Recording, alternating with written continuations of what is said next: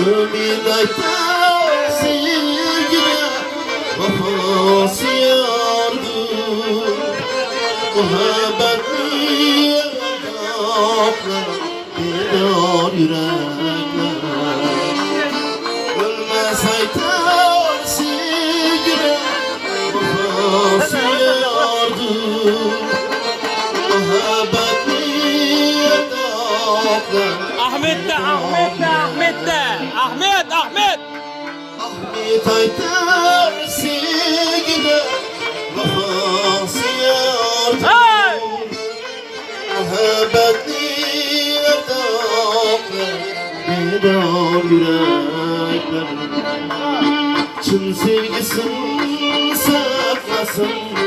bedar yürekler Muhabbetli adamlar bedar yürekler